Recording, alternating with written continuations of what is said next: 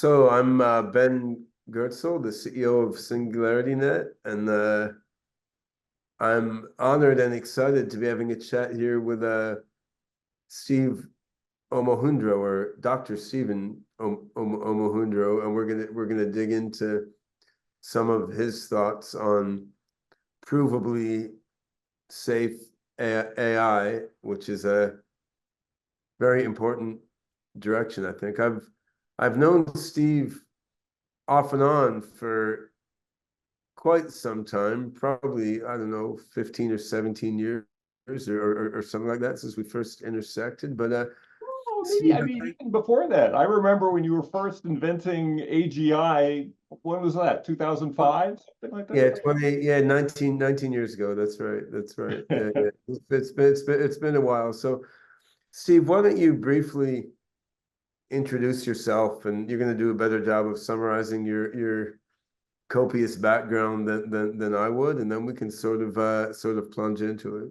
Oh, okay. So I started out in physics. I got my PhD in physics from Berkeley, but my roommate there was a grad student at the time. This is way back in the early 1980s in the Stanford AI lab. So he and I collaborated on AI projects. And when I finished my PhD, I moved into AI. Was at Thinking Machines, which was the hot AI company at the time. Then I Yeah, yeah. As you know, Danny Hillis was on the board of my company, WebMind, in New York in like '98 or Oh, something. wow, We had amazing. some almost connections back in the day. Anyway. Wow. I mean, it's great to look at what people thought was going to be great back then and Yeah, what's actually happening right now. Like we were building this huge machine, the connection machine, with no floating point in it. It was a little yeah, one bit processor, 65,000. So it's interesting to kind of reflect. And then like the lift machines, those were the hot thing at the yeah. time. I And think so I think I went I from think that I there. think that's gonna come. I think it's gonna come back though, because I think Hmm. neural symbolic is going to be big, and I mean, of course, we need that for formal provability that you're There describing. we This is go. Yeah, I'm a big fan of heavy neurosymbolic. on discrete manipulation, so I think we're going to see a next wave of hardware innovation that optimizes discrete operations closely connected with all this SIMD parallel floating point stuff, right? Yeah. And I, we would be for the better had that accelerated all along too. So Exactly. Yep.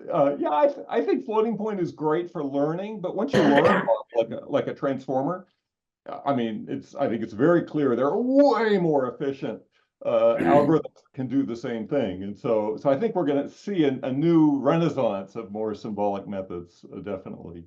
Anyhow, from thinking machines, I became a professor at University of Illinois in AI, and was really had a group. I was one of the first people to push using machine learning in vision and sound, audio way back then.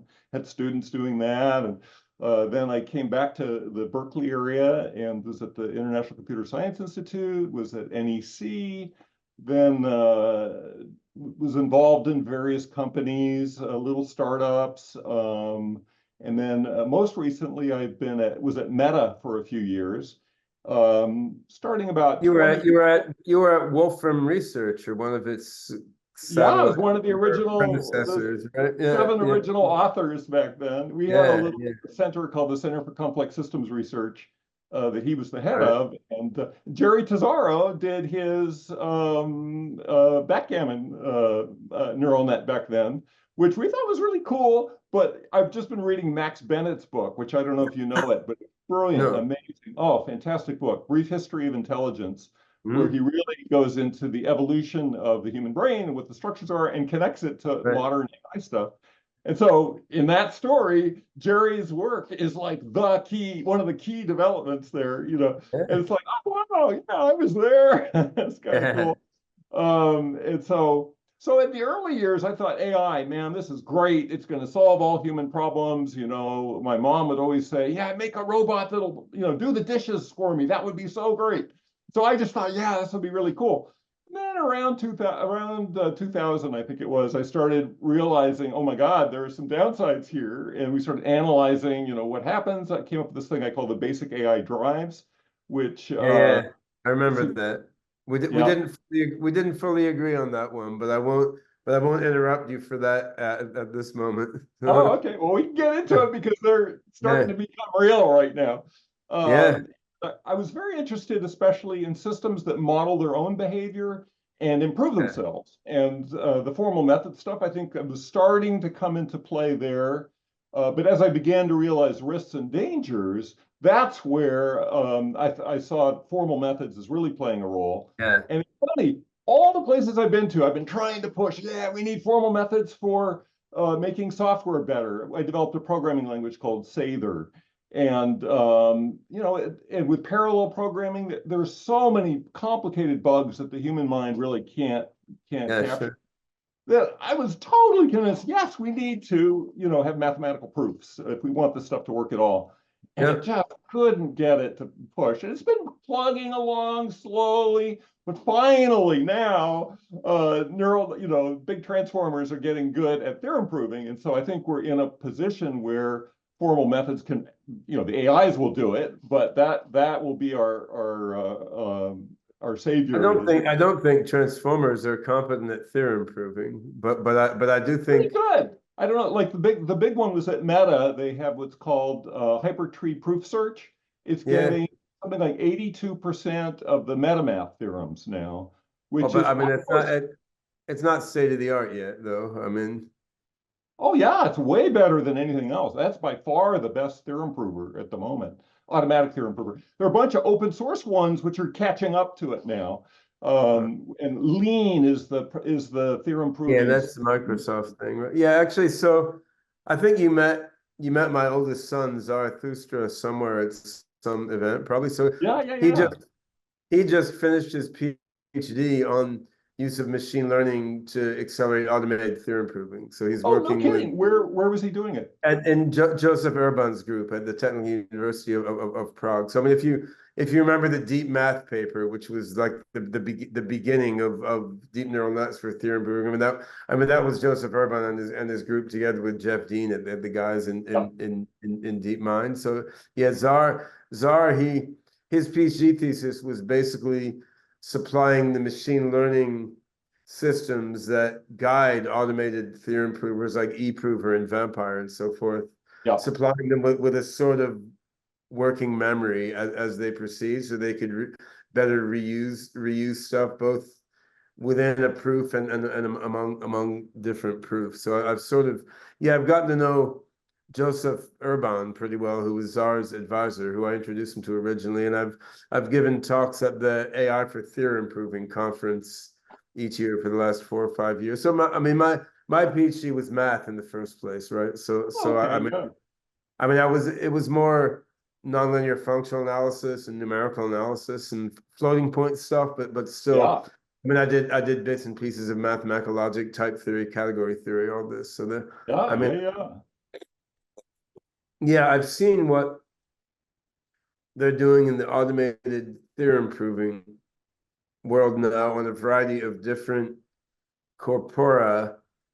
It's mostly not transformers, although you can use neural nets or decision Oh, all parser the good, all the guide a good stuff theorem these days prover. is transformers.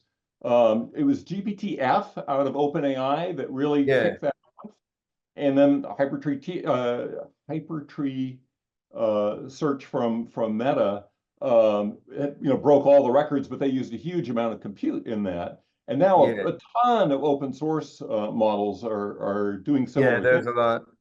I think that will be a whole interesting conversation to have of the pluses and minuses of different approaches for different against different metrics and automated theorem proving, and it will be a better conversation for you to have with Zarathustra than myself, because I would Yeah, have to do yeah.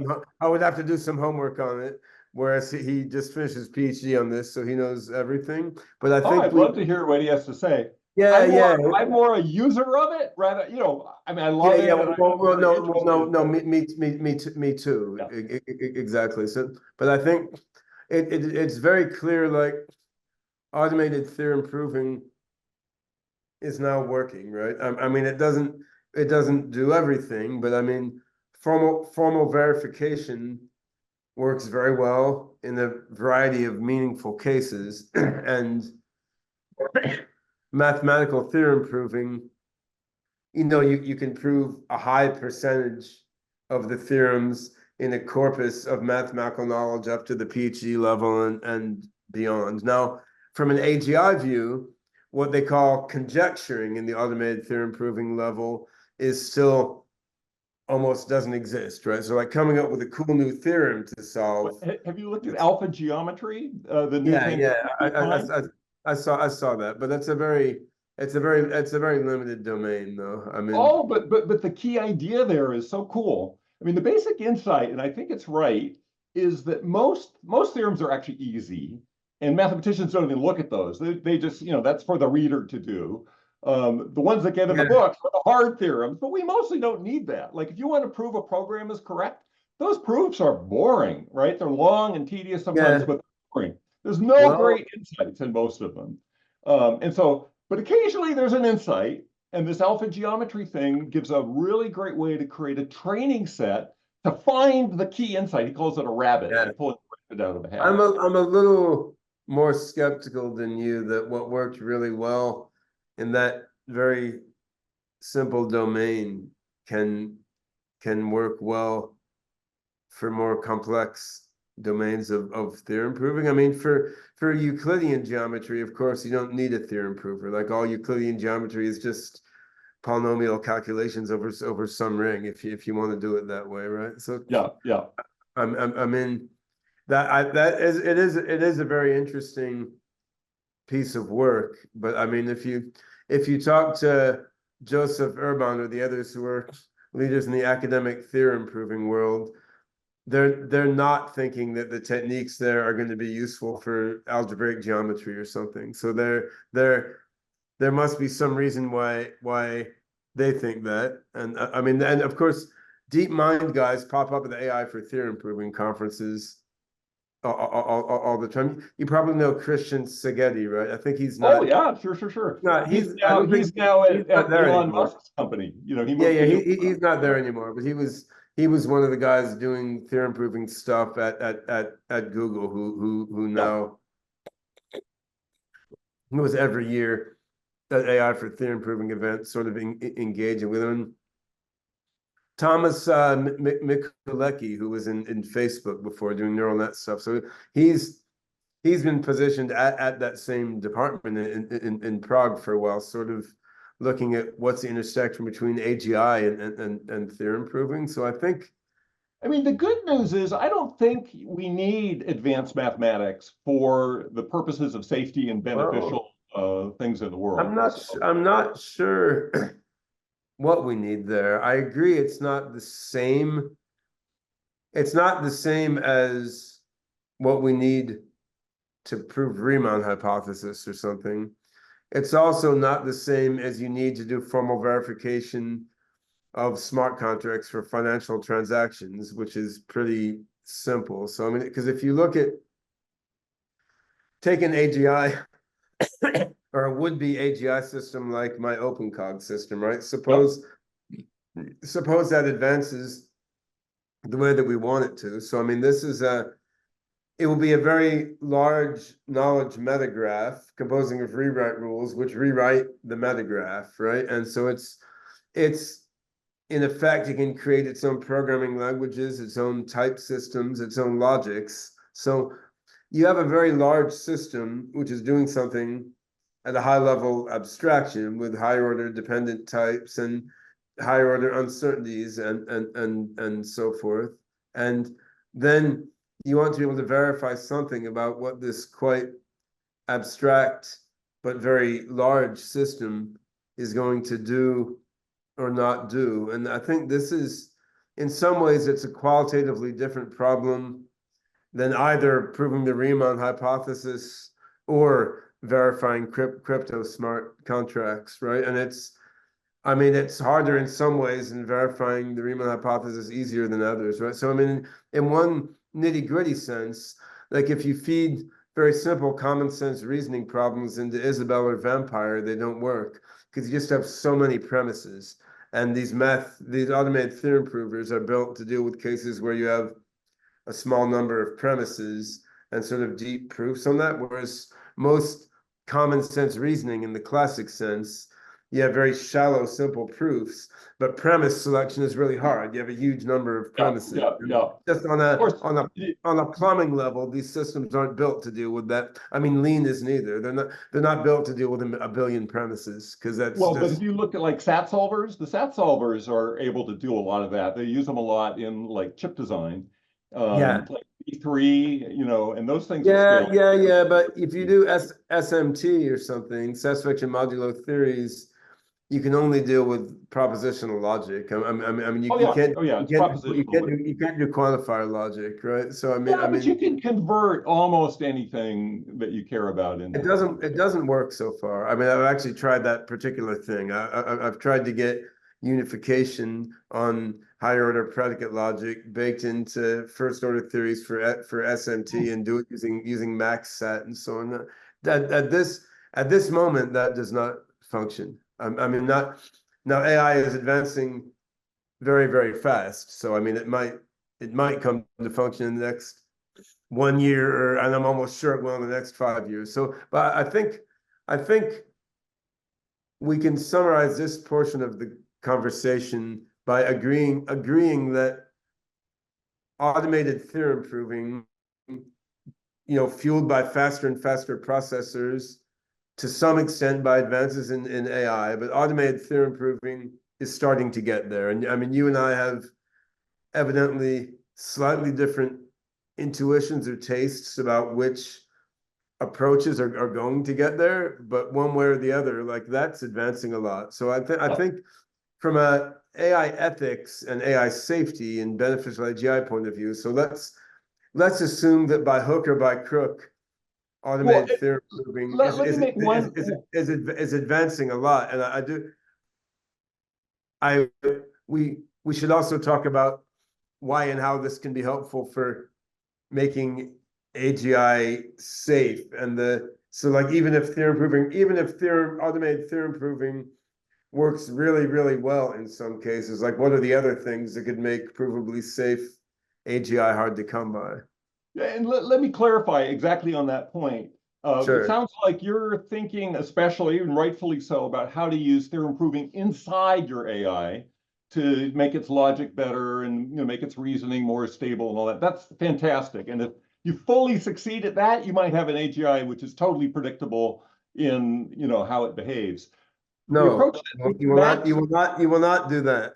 But well, but there's using theorem proving inside.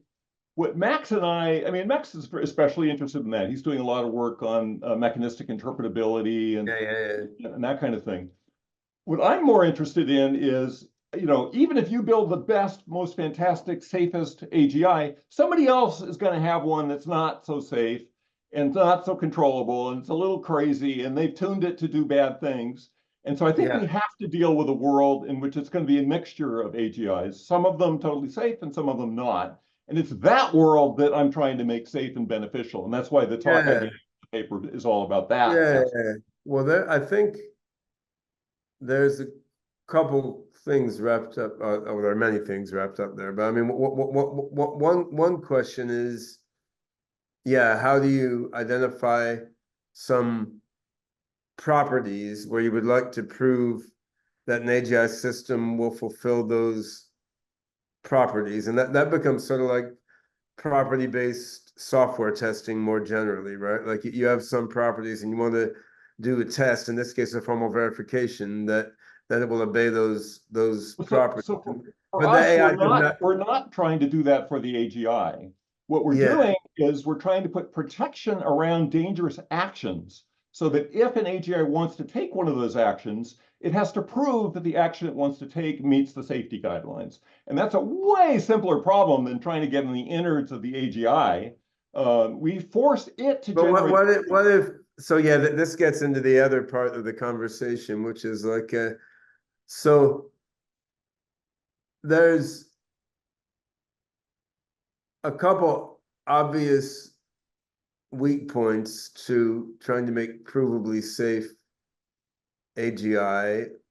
One of the weak points is specifying what are the properties that you actually want to prove that the thing has, when some of these properties depend on the nebulous and confusing human world. And another weak point is that we don't understand the universe we live in very well. Like, we don't even have a consistent theory of physics that's comprehensive yet, right? So it could be we prove it, even if we solve the first problem and we have a rigorous description of what properties we want to prove, we prove the AGI will fulfill those properties conditional on some subset of the laws of physics being correct. If they're not correct, of course, an AGI may, by its nature, find some route around. But I think I'm more interested in digging into the former point, right? Because I mean, yeah, if of course any rational person agrees we don't know all of physics, and if an AGI finds some way to exploit a loophole in quantum mechanics that we don't know about to do something weird on its silicon chip, I mean, I assume you're going to admit that's a possibility. Oh yeah, Seems absolutely. I don't know if you saw my little talk, but in there I gave what's the, let's say that's the reality. We have uncertainty not just about physics, we have uncertainty about mathematics, though I think that's yeah. less. What's the right axiom system? Yeah, What's the right axiom system? There's a big fight. Is it Zermelo-Frankel, which I'm in favor of, but the hot theorem provers these days are all about dependent type theory. So the axiom of choice is bullshit, man. That's just a fever dream. Yeah, right. Well, I hate to tell you, I don't even believe in infinity, but yeah. So I think that's a class of uncertainties that we just have to accept, and what's the probability to associate with it is a rat's nest to dig into. But I think the other class of uncertainties about the difficulty of even specifying what category of actions you'd have to regulate. So it sounds like you're trying to constrain the AGI itself. What Max and I are primarily thinking about are the dangerous actions. Some people say AGI will be an existential threat to humanity. For example, like is talking to people a dangerous action? Well, it depends who it's talking to and what it's talking about. If the guy who's got his button on the nukes has an AGI in his ear, that's a dangerous situation, right? So we don't want that to happen. So it shouldn't be allowed to talk to anyone in a position of power? No, I take the opposite, which is people shouldn't be in charge of dangerous things either. That we need to have these little devices I'm calling provable contracts, a little bit like smart contracts, but much more hard than the typical ones. That protect all the dangerous stuff. You never have a human or an AGI that can push the nuke button. You never have a human or an AGI that can, say, release smallpox, out into the wild.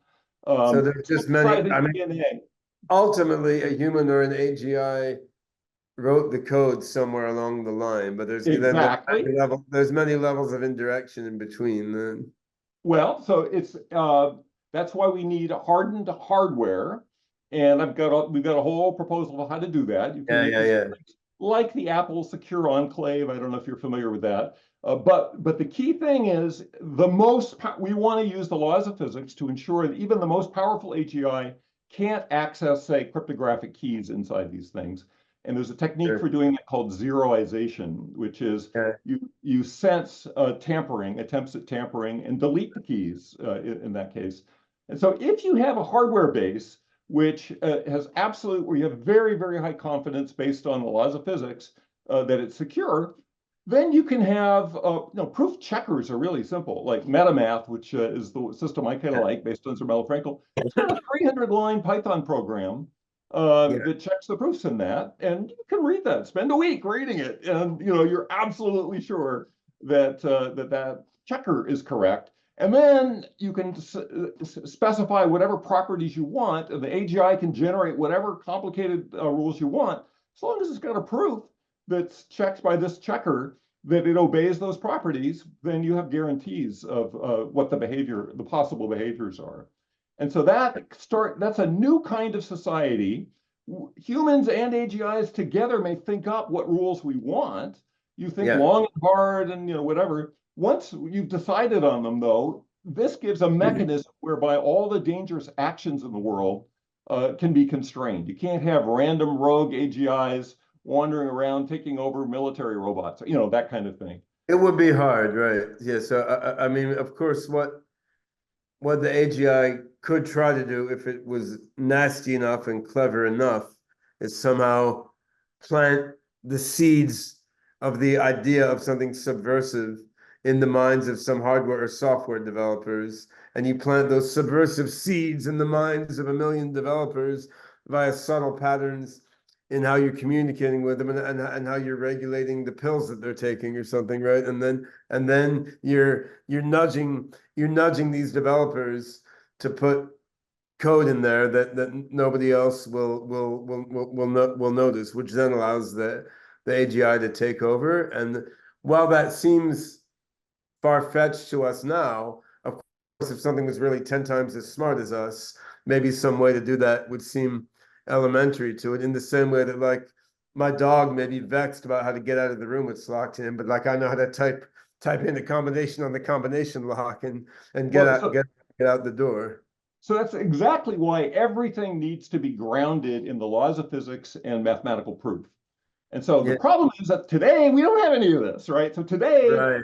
AGI can manipulate everybody, and we're in, real big problems. But you But can't fully go there until, I mean, the only fully secure system that you would have would be if the whole infrastructure of the world, from the manufacture and design of chips to the coding of all hardware, if everything was just done by software or narrow AIs or robots that had been proven they were going to fulfill some spec, and then that's just like a fully operating machine that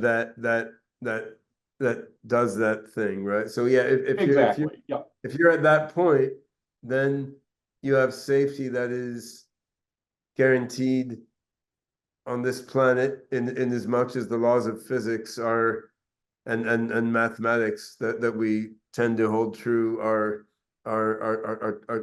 true, right? And then the exactly. the challenge is, in reality, building that sort of global infrastructure would be step by step. And Yes. at each step along the way, there's the opportunity for some human or some AGI to inject some subtle backdoor in something or other, right? Well, except that we'll have that, all of that code will be checked, right? I mean, that's like Yeah. that's the basis of the whole thing. So I don't think backdoors like that are the problem. But yeah, Well, you're you put it absolutely back, right. you gotta put it back door in the checker too. Yeah. Yeah, and fortunately, checkers are pretty simple. And so Yeah, at some yeah, point, yeah. ground out. And the other thing is, eventually you'd love the manufacturing to be provable and, all along the way, say run by robots who themselves are, provably correct and so on. Yeah, yeah. No, I believe that sort of infrastructure could exist, right? So Yes, I can see that. Now, of course, there's, at this point, building that sort of infrastructure is very slow and expensive compared to yes, building insecure infrastructure. Now, I can also see how, once things are mature enough, building that sort of infrastructure could be even cheaper than building an insecure infrastructure, because you're gonna have fewer bugs and mistakes that happen along the way. So at some point, that kind of infrastructure becomes the cheapest way to do things, as well as the safest way exactly. way And in to do things, particular, right? AGIs, when they start making their own stuff, they want to do this too, right? They don't want their stuff to be Yeah, corrupted to turn on them. And so it's going to absolutely. get I mean, done. if I was building a new memory system to plug into my brain to give me, more exact episodic memory or something, I would very much like the inner workings of my new episodic memory to have a provably correct and secure infrastructure, right? And Absolutely. that doesn't mean I know what it's going to throw at me as I go on, but I know it's going to do what it was designed to do, Exactly. rather So than try to rewrite my immune system or something, right? So totally, totally. So that's like ground zero for what I think we need. Unfortunately, if AGI is coming, I don't know what your timelines are, but the current Metaculus thing, I think it's now up to 3 years for weak AGI and 8 years for strong AGI. And so if that type of timescale is correct, I think that's about that concurs with my own intuition at this moment. Yeah. yeah. So that says we're in for a world of hurt unless we really Well, get moving quickly, right? we have a world of hurt right now, especially if you go to sub-Saharan Africa or Afghanistan or something, right? So I mean, Yep. it's not like we have a utopia at this moment. So I mean, Yes, except that we have pretty functioning financial system, pretty functioning, production certain, line. in certain parts of the world, yeah, I wouldn't. I mean, I Yes, spent a bunch certain of parts of time the in world. Ethiopia. The financial system there is functional only for a very small subset of the population, right? So, Yeah, yeah, yeah. but yeah, I mean, I guess I'm not as confident as you that rapid advent of AGI without all this security will be bad for humanity. I think it can come out really well anyway, but I do see potential for a lot of chaos and suffering along the way. I'm just not so sure that will be more than the chaos and suffering we have That right now. exists. I mean, we got wars all over the planet. We have so many Yep. children without food. I mean, so I Oh, mean, I yeah, agree. I agree. there's gonna be disruptions, and I mean, even if we had the infrastructure for provable security, there would still be disruptions because you'd have China launching its own provably security thing, Russia its own provably secure AI, US its own provably secure AI, right? So, I mean, formal verifiability is very important. On the other hand, if AIs were made by different tribal groups with top level goals of tribal like hegemony, I mean, then Yeah. Well, the being good news is, formally verified to pursue the goal of clobbering this guy's enemy is still oh not yeah. good, Well, right? so there's certainly different governmental systems, and I think there's huge opportunities. This type of technology, it's very morally neutral, though. You can use it for a dictatorship, you can use it for democracy, you can use it for anarchy. But That's more right. interestingly, Yeah. I think while different societies won't agree on what their top level goals for themselves are, they can agree on the rules of war. We have a little bit of that now. We have some rules of warfare that Oh, try and, damper out the worst of chemical weapons and landmines and that type of I stuff. think those only work because those things that are banned are not the most effective ways to kill people anyway. I mean, I think Yeah. if you have something that's the most effective way to kill people without the mutually assured destruction thing that you get from nukes being so big, I'm Yeah. not sure that it would work. So I mean, like if you try to ban use of AI for drones, I think it's not going to work. I think people will do it anyway because it works so well for tactical Well, war. but imagine all societies have their own society governed by a large provable thing, and we have what we call Yeah, meta yeah, no, contracts. once you got there, that would make sense. You could say, well, because you could do zero knowledge proofs. I mean, you could do a lot of Yep. fancy things to say we have each proved we each are confident that the other's military infrastructure is not doing this nasty thing by zero knowledge proofs, even though we haven't seen what your military secrets are, right? I mean, it Yep. And in fact, you totally, can have totally makes guarantees that sense. they I can't mean, do it. I have a feeling we're not going to get to the point of that level of sophisticated infrastructure unless we get rid of the problem of having different factions who want to blow each other up anyway. But who knows? Yeah. I mean, How we get there is the big question in my mind. yeah, yeah. In principle, you could have that. I'm not seeing how you get to that level of sophistication without a greater level of global cooperation Well, I mean, than we my have. current, if we had plenty of time, my current sense of how this would work is at the governmental level, we would start with the really dangerous stuff, say bioterror labs. Those need to be locked down so that random Joes can't break into them and stuff But like that. formal verification of biology is a different sort of problem because that's not in the digital realm, right? Well, but, I mean, you want to make DNA. You have to have some argument why this DNA. I mean, they have rules today. They just don't have very good ways of enforcing those rules. Yeah, Uh, because that you got like have imaging into the test tube or something though, right?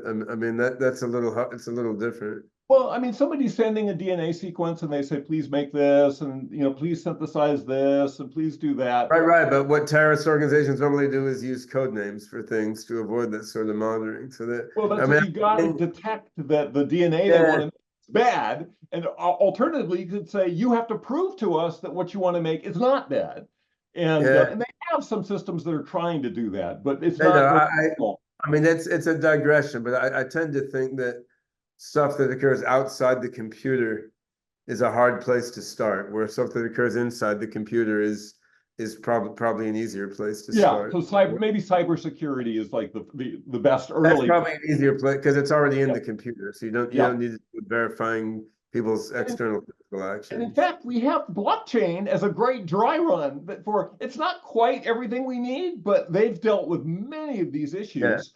And they've that's had right. a lot of failures, but they've had a lot of, and Bitcoin and Ethereum are, cranking ahead. Bitcoin's now over $1 trillion. Yeah, yeah, So that, is an amazingly successful thing built on pretty crappy hardware, right? yeah, Uh, yeah. And that's it's very wasteful, but it does function. So yeah. and there's a lot of more sophisticated blockchain technology than that now. Like Cardano that I work with a lot uses Haskell for all its smart contracts. So then Oh, really? they've formally verified Ouroboros, which is the consensus mechanism on their blockchain, actually. So I mean, Beautiful. So that's exactly what I yeah, love. It's moving yeah. in the direction that we need to go, I think. And Yeah, no, I think technology is moving in that direction, and what you describe is viable and should be how things function. It will not give absolute safety, of course, because we never know if we fully know the laws of physics, and then I mean many unknown unknowns could happen, but still it would give a much greater degree of certainty than we have now. I mean, you take a crude analogy like you're building a house. I mean, you hire a civil engineer to make calculations to make it very unlikely the house will fall down. Like you've not entirely ruled out your house will fall down. Like there could be an earthquake of the type that was never anticipated in your region, or you could be super unlikely and there could be correlated cracks in every piece of wood used to build your house, and then they all blow down in the wind. But there you can at least radically decrease the odds that the house that you built will fall down. And there's a whole discipline of civil engineering that helps with that, right? And what you're describing, it's more complicated in some ways, but I mean it's an analogous discipline for complex software and computing hardware systems, and it is clear you could do that. Now, to pursue the analogy a little more, if suddenly people saw both a lot of humanitarian value and a lot of economic upside, and just building a shitload of houses really quickly out of a bunch of materials they'd never seen before, then you're like, well, no, hold on, let's take it more slowly and let's develop some new civil engineering math and do some experiments and calculations to better understand, to be sure these houses won't blow down the next time a hurricane comes in. And they're like, but shit, we're living without any houses now, and plus we can make so much money by selling houses to people who need houses and are desperate for right, houses. right. And then that's and then people are like, well, no, but let's make a regulation that you can't build a house unless civil engineers verify that it doesn't fall down. But there are no civil engineers who know how to verify that. So then what can we do? Well, we'll only let big companies whose CEOs we like build them, at least, and that's a little safer, right? So I mean it is there's a practical challenge, which in a way is neither of our areas of expertise, right? Because it's like it's a politics and a media problem or something Yep. rather than a Yep. technical problem. And I think AGI is going to have a huge impact on that. And so the current mechanisms, which are slow and ugly and status based and all this type of stuff, I suspect that those are going to be changed pretty quickly because I don't know if did you see Sora, OpenAI's Yeah, Sora I haven't yesterday? used it. I mean, it's not open yet, It's but not available, but it's producing unbelievably good yeah, videos I've instantly. been saying that. I've been saying that for several years. I've been saying that the deep learning, while deep learning in its current form will not lead to AGI in any direct way, it's got a bunch more mileage left. And for example, we haven't done video yet, right? And so I've been Yeah, saying that in talks for like 3-4 years. So now, predictably enough, we're doing video. I mean, 3D yep, will come very yep, yep, shortly thereafter, right? So I mean, video was the next obvious case where, I mean, there's shitloads of training data yep, online. The same methods that work for time series and for images are going to work for video. It's just optimizing the software and hardware so that you can apply those same techniques on these bigger files, right? And I mean, yep. so that I'm not remotely surprised by it, but but it's super cool. But I And mean, think I mean, about the social implications of that. Now you want to do a new housing project. Well, this guy over here using his AGI, whoop, here's a whole, completely laid out 3D video of people sipping their coffee in it. And oh, by the way, here's proof that all of the civil engineering has been done according to this. So that type of thing could move ahead so fast. right, but now consider this aspect though, which obviously you've thought about too. Companies like Microsoft slash OpenAI, Google, Alibaba, Tencent, Facebook, or Meta, blah blah, they're pushing toward AGI and they're making money from incremental steps toward AGI, whether or Yep, not these deep neural nets are the direct path to AGI. I think they're not, but I think there's still fractional progress there that they'll still help.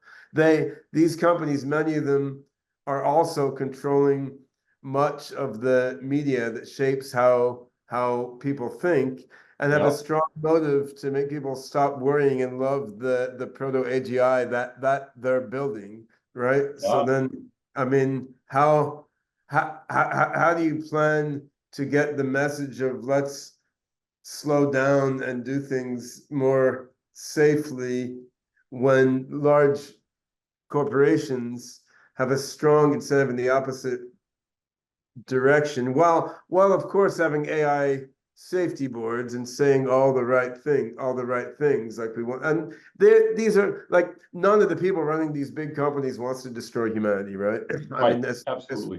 as far as I know. I mean, there may be some ex-Google CEOs who do, but not too many, right? So I mean, I think by and large, these are good-hearted people who want to help the Yep. world while building amazing technologies.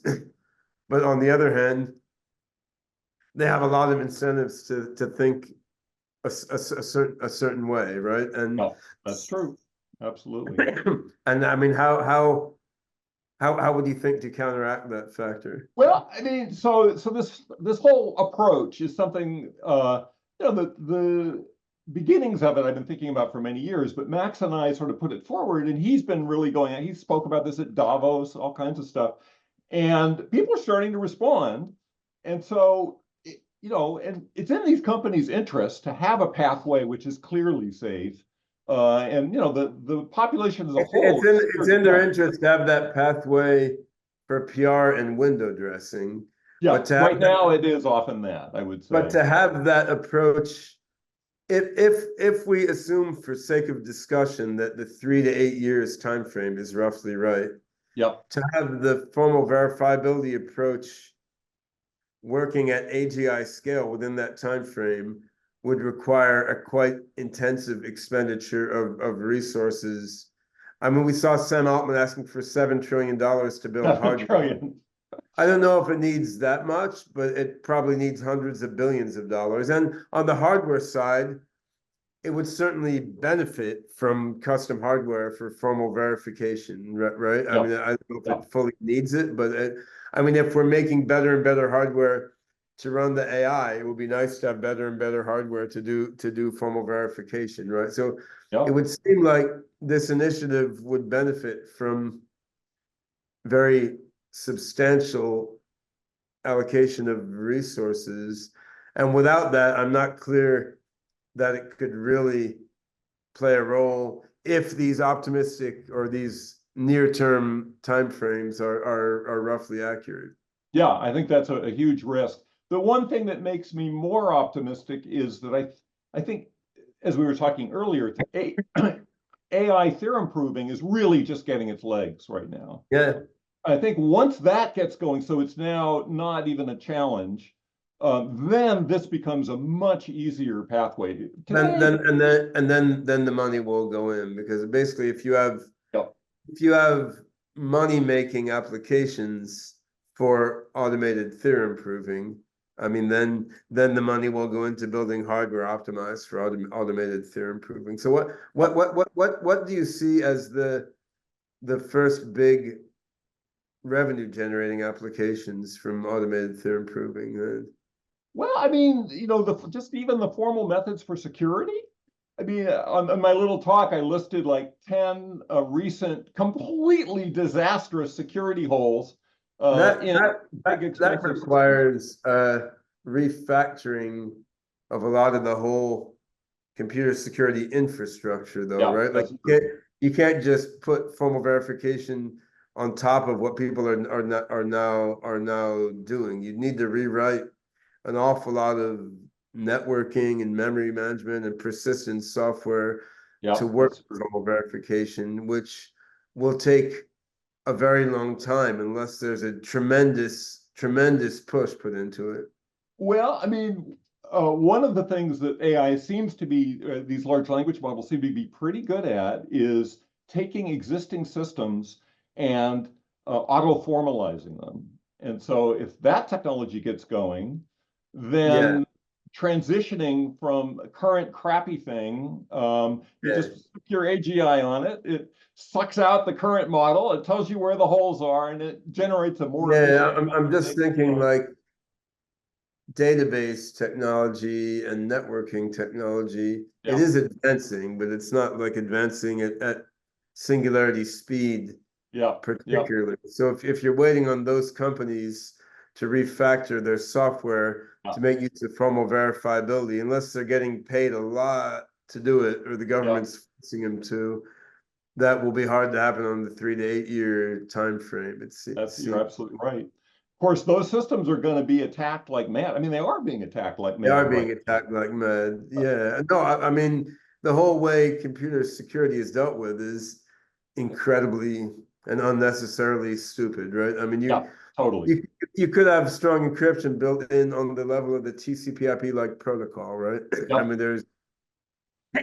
mean, I see why they didn't do it in the early 70s, but there's a long time since then, right? I mean, you could at the basic protocol level, you could be building in security, and we're totally not we're not doing it, right? I mean, you Yep. could be building security into the individual operating system in terms of which programs are using which blocks of memory. But I mean, look how long it took Microsoft to figure out they should use Linux, right?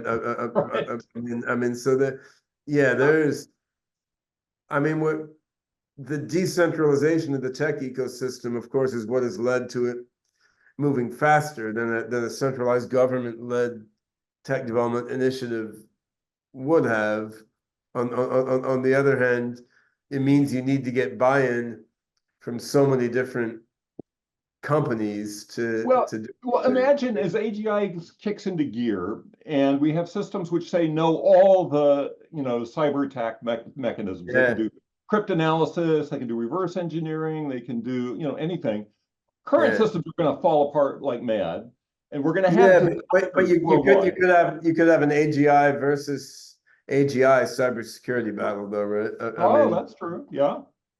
Yeah. But bad stuff is likely to happen, and that's going to yeah, light yeah, a fire under yeah, yeah, under yeah. some Well, that well people. that well that's right. I mean, because if that happened, you would see people trying to beef up their like make an AGI immune system for Yeah, the work or something, which is sort of how human bodies work, right? Like we're very insecure at the level of intracellular messaging, but when instead of fixing that and making our bodies safe and secure, we have an immune system that battles to fight off the vulnerabilities, and biology doesn't go back to fix the underlying infrastructure and make it secure, which is probably why we get old and die and get sick so much, right? But I yeah, mean, yeah, that is what happened in our natural life, and yeah, that seems to be the most natural direction in which companies and IT systems yeah. are going. Well, But you it may, doesn't have to be, though. You're right, because we're not just evolving at that level. We can engineer things, right? Like we can make a rational override to what is the sort of natural evolutionary dynamic. The problem is our societies are not good at making that kind of yeah, rational yeah. override, right? We can't really look ahead much, and it's only after something happens that then we suddenly respond to it. Right, but that won't work well with the singularity, right? I mean, Yeah, yeah. I mean, yeah, so there is a possible route where the first AGI comes about in an insecure way, but by good luck or good planning, it happens to be beneficial or operated by you or me, let's say, right? And that first AGI puts into place or works with people to put into place all this provably secure infrastructure. Because of course, a human level AGI tied in with all the machine learning and automated reasoning infrastructure, a human level AGI could help these various companies to put this into place pretty efficiently. And once you clearly had a human level AGI breakthrough, I mean, this could give the leaders of various countries a kick in the pants to go right ahead and do things. But yep, this takes a certain element of luck, because then you have to say, well, the first human level AGI has to A, be beneficially oriented and be associated with humans who are beneficially oriented. And it has to work with all the people and companies on the planet to put in a provably secure infrastructure before someone else comes up with a nasty AGI concurrently, right? yeah. But it sounds like a really cool movie. Unfortunately, it's something like that. It's probably we're going to see it the next few decades. So, Who do you want to play you in the movie, or is this just your own deep fake? I don't know. Yeah. good question. Yeah. Well, I'm almost out of time, but I think we've gotten to a interesting point in the conversation. But do you want to add anything onto this? Because Well, I I mean, know. so you have this nice conference coming with all these great people, and Yeah, so yeah, I would love to get more input, more ideas from all these people, yeah, and I'm especially interested in the piece. I sort of ended my talk with a few slides about how you can use this technology for protecting against bad things, which is what we've mostly been talking about. You can also use it to create greater cooperation and win-win solutions. So you can yeah, solve yeah. business I mean dilemmas. that's more of what I spend my time Yeah, thinking about. Of course, I mean, so if you go into game theory and the notions of super rationality and so forth, I mean, I think there's no reason super rationality can't be the default for AGI systems, right? I mean, for people, we get there sometimes, but for AGIs, if we do our job right, I mean, multiple AGIs should just operate under the default assumption, like I'm going to do the pro-social thing because I'm confident others will also do the pro-social thing. And if humans are living in an ecosystem in which AGIs are operating in a super rational way, I think this can affect our culture, and more people well, will act in that way more also. than that, we can use it to build this infrastructure that ensures everybody acts that way. That people who want to act in antisocial ways, nothing works for them, right? And so we can really shift the whole direction, I Yeah, think. yeah, yeah. That's right. And I mean, there's a definite strong potential there, and I think this comes back to something we didn't talk about, in that I never quite believed the basic AI drives, because I think this is scarcity thinking. I understand why evolution leads to that, but I think engineered systems don't necessarily have to be that way. Well, I mean, the laws of physics have scarcity built in, right? You can't create matter, you can't create energy. Um, They do, but I think that in terms of a cognitive system with a motivation and a psychology, when scarcity is less of a significant factor, behavior becomes different. Like we don't fight over who can drink from the water fountain. And yes. I mean, if I'm hiking on trails in a big national park, I mean, we don't really fight over who gets to stand by the best view over the canyon. I'm okay Yes. just step 20 feet away and looking at a slightly worse view over the canyon because I got their second instead of like I could push the guy into the canyon and claim he fell in, and then I take the best viewpoint. But like it's You get not all the view that for big. yourself. Yeah. So I feel like for a self-organizing psychological system, once the scarcity is not that big of a factor, then other self-organizing processes, including super rationality related processes, take over, and the struggle for resources is just less of a significant point. And then in terms of evolutionary theory, this gets into natural selection versus self-organization and autopoiesis, which are sort of both major factors driving the growth of complex living systems, right? And I think now humanity lives in a regime where scarcity is a quite significant thing in most people's lives. So that then it drives a lot of sort of competing for resources Yes.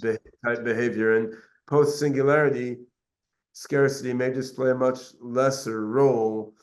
So those drives play a small role compared with pro-social behavior patterns. I mean, Yeah, that's I think that would be totally awesome. The one challenge there is we have to prevent the creation of entities which have a goal of taking over everything, kind of thing.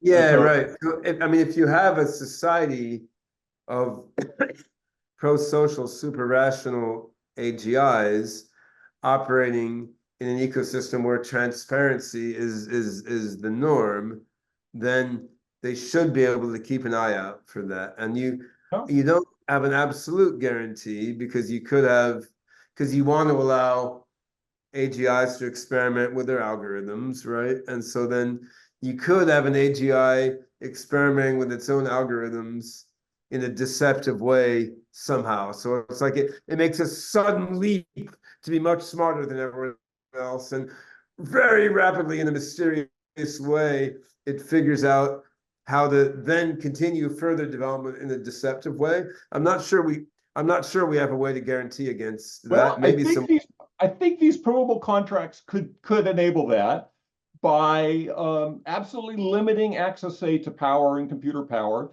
until you've shown. Let's say you're trying to make a new advance, and yeah. you've got to show the rest of us that this advance is safe, that it doesn't violate the Yeah. grand edict of not destroying everything, kind of thing, or whatever.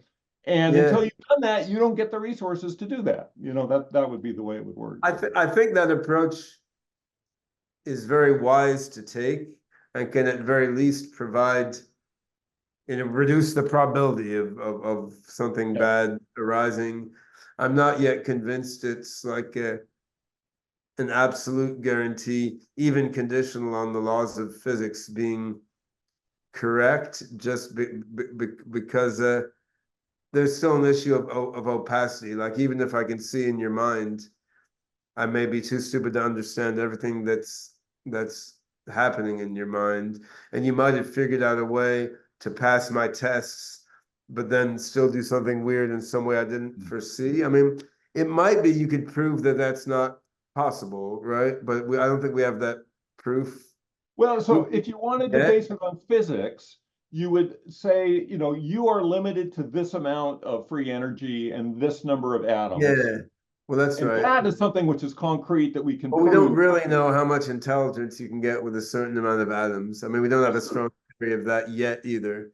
I mean, Uh, because in theory, the amount of intelligence you could get within a certain amount of mass energy is tremendously huge, right? Yeah, I mean, you can that's do the true. beacon bound and stuff to try to bound that, but the bounds come up so much Yeah, higher than no, that. those are crazy. Yeah, yeah, But yeah. I mean, the thing is, these are high-end issues, and we're now like dealing with very, very low end Exactly, exactly. Those are good problems to have. If yeah. we have those problems, we've made it past the next few decades. Yeah. So Steve, I think we are seeing people from the next call I have in this Zoom room pop in here, which I didn't is All realize if right. you're in a Well, different great. call, just come back later. Sorry, I was just trying to be early. yeah, you're early. Yeah, yeah. Come back in 5 minutes, Alex. Thanks a Okay, lot. cool. All right, cheers. Bye, yeah. But that's a very cool background. I'm glad you popped in. So So yeah, great discussion. What are you expecting in the conference? Is it going to be more discussions between groups, or what kind of a? it should be more discussed. I mean, we're having some talks and panels and so forth, but we're also leaving a bunch of time open for working groups and brainstorming sessions and so forth. And I mean, honestly, my main goal is to pull people together to build alliances for future collaboration and cooperation, because I do think we're like 3 to 8 years off from creating AGI at the human level, and then superintelligence not so long after that. And Yeah. so people who are savvy about these things should be having more collaborations and more deep conversations. And we'll have Czar and Joseph Urban and others from the automated theorem proving community Oh, that excellent. Oh, I'd love to are talk to them. also, right? So I mean, there will be some discussion of sort of how to make practical progress on formal verifiability for, say, OpenCog systems and OpenCog systems working with neural networks and so forth. So it's a bit of sort of like social stuff, like how do we make a democratic decision mechanism using blockchain to have decentralized networks of people cooperate together in guiding proto AGI systems. Yep. A bit of stuff like we've been discussing. How would you do formal verifiability for real for some of the like proto AGI systems that we have right now? And then some healthy debate on which AGI approaches are going to be more effective. And Oh, of course, you can only make limited progress in a few days on these things. But if we yep. get groups of people connected who weren't connected before, we're going to have ongoing conversations on these things. It should be quite valuable. I found one thing I found when trying to pull people together for this event is I'd been hoping to pull together people from a very broad range of perspectives, and I was not as successful as that as I hoped to, because basically, to make a very crude generalization, people who are in favor of strong government regulation of AGI, even if they like me and would come to my technical AGI events, didn't like this event because it was sort of seemed too much on the sort of DAC/EAC side rather than decel side, right? So Uh-huh. we have Andrew Sandberg coming, who's from FHI. So I mean, Oh, we good. Okay. think, Yeah. and he's not exactly decelerationist, but he's Yeah. more on the existential risk worrywart side, right? So I Yeah. think we Yeah. got some people from that quasi ideological camp, but I wanted to get more balance. So it's turning out to be a lot of people who vaguely sort of agree with me on a lot of things, which is kind of inevitable, but not exactly what I'd wanted. But I mean, it's still, we'll get some ideological breadth as well as quite a lot of technical depth. So yeah, I'm psyched for the event. Yeah, I wish it had worked out for you to come face to face. But if we do a follow-up next year, it may well be in the US, maybe even San Francisco. So it should be easier. But yeah, thanks for the engagement and for giving the talk that you gave, as well as doing this discussion. Sure. I think the two of them together, along with your other talks, give a quite interesting picture. And I do think what you're proposing makes a lot of sense. The challenges are more on practical rollout, which is, Yep, I totally agree. all right. Well, thanks a lot, Steve. Okay, see you in a few weeks. To be continued. Bye-bye.